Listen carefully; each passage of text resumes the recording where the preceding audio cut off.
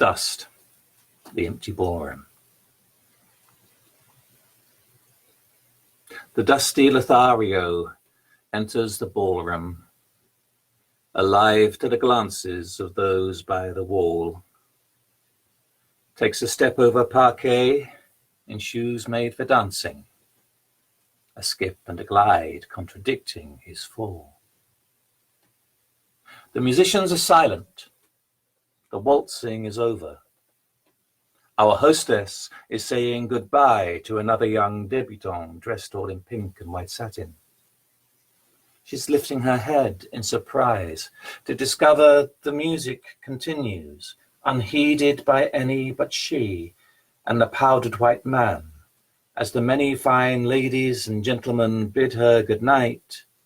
In their cloaks and their gloves and their coaches to journey, her hand is requested.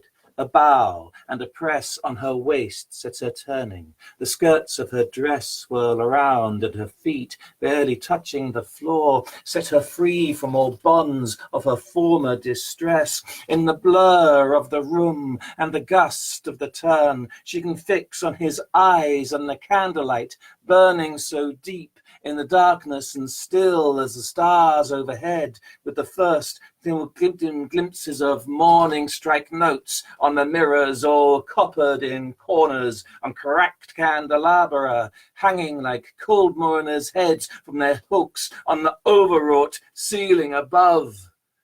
The dusty Lothario ends his sojourn in the empty ballroom, glancing at bare walls and the scuffed parquet that witnessed his fall.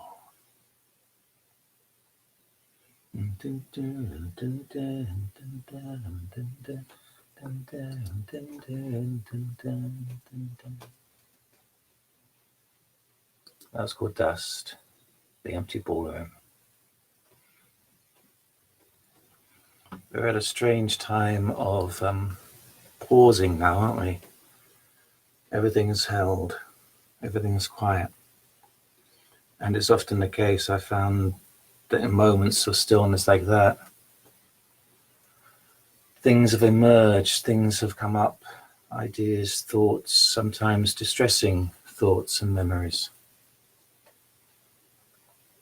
And with nothing to distract us, we're left to confront them. But if such does happen for any of us, I hope we'll feel safe and trust it and let it go where it will. And I say this partly because the poem I'm about to do begins at such a point of hiatus and pause. It's called The Old Dance Master, and it begins with the dance master halfway through his journey, a long walk, coming to a moment of rest and peace just to recoup himself. And things emerge. The old dance master. Tired I sat, bent my knees weary beneath me, lowered myself to the bank of grass, thinking to watch the season pass a merry minute, and hoped in stillness to see the gentle progression of a moment in eternity. I settled into silence. Let the falling echo of my trudge find its resting place.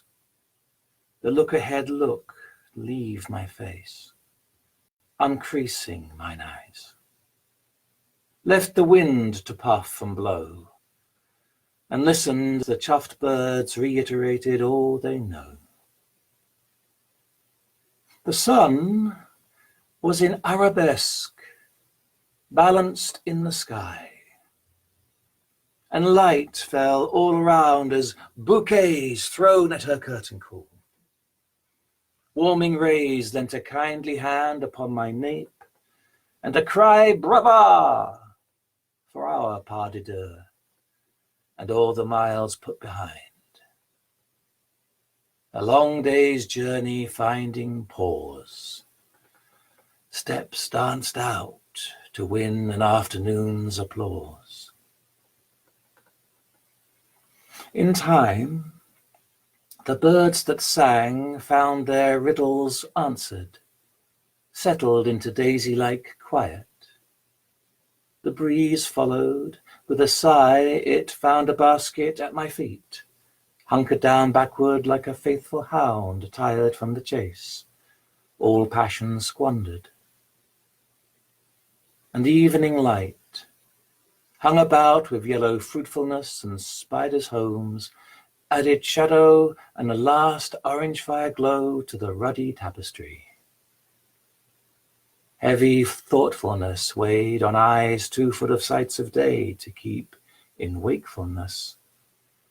So if I slept upon that bank, I cannot tell or judge how long.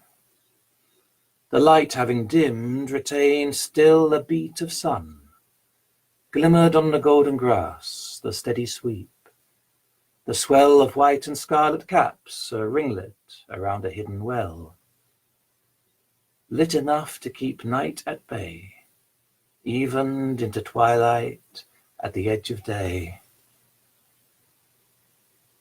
Resting still, I felt a burr of keen implicitness hovered on my shoulder by my ear. Too quick, then gone. No time for fear to make me move. And I too full of drowsiness to start. Perhaps a bird had found me, wrapped in surreptitiousness, thought me a bush to warble on and trill. But then, beside my feet, I felt another buzz, another thrill, a hover fleet. I shut my eyes, a blink, but looking again, beheld a flock of elfin ladies fair, and their gentlemen. They came toward me in procession, sparkling. The twos and threes of them dashed ahead to flit the toadstools white and red, and some were playing trumpets, some were hearkening to the song, but all were glowing brighter in the darkening, and to me they came, sat alone, barely breathing, silent as an ancient stone.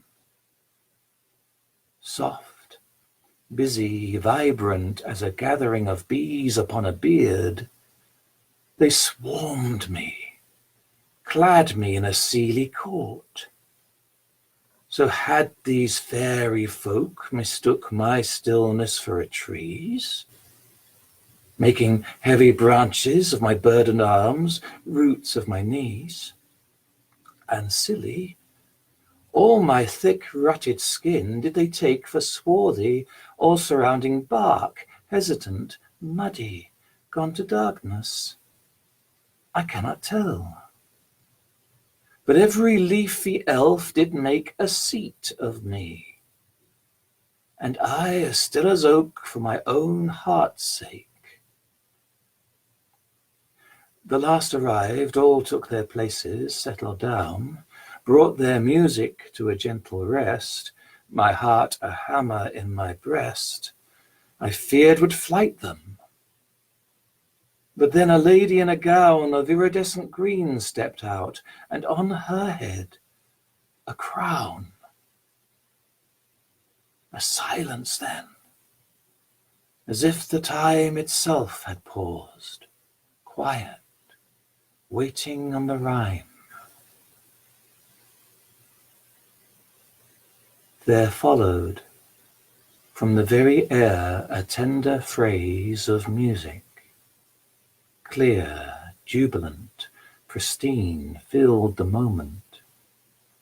The fairy queen took a simple step, and then a delicate chassé, a coupé-jeté en tournant, perfect in the summer haze, and other steps then, a dégagé, assemblé, a changement, a plié to start and finish. Oh, such wondrous art, such great ballon, the grace, it swept my heart away. tears upon my face at the rapture of her intricate ballet. An eternity of moments turning on her dance, upon her turns, en point, upon her toes enchanted, and with vibrant throws of fingers, legs extended, every fleeting glance of each fine cabriole held the audience and I in trance.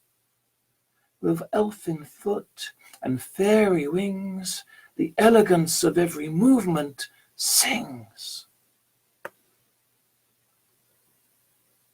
When stillness came again, and music sighed itself into silence, with the thrum heard of the earth once more, the hum of sweet settled even, with the gentle flood all dried upon my cheek, then I sat, my only movement blood, horrified to see her heavy gaze was fixed on me.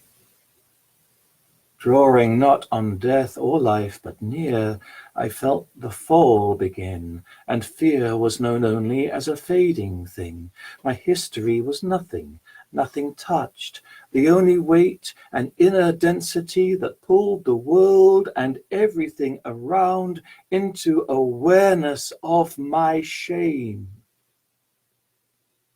Took illustrations from my book of now, and she, revealing every one, without a sound, she hovered by my swelling face with eyes as fierce as fury, and kissed my mouth. A touch as innocent as sun, as deep as dream. And then she was gone.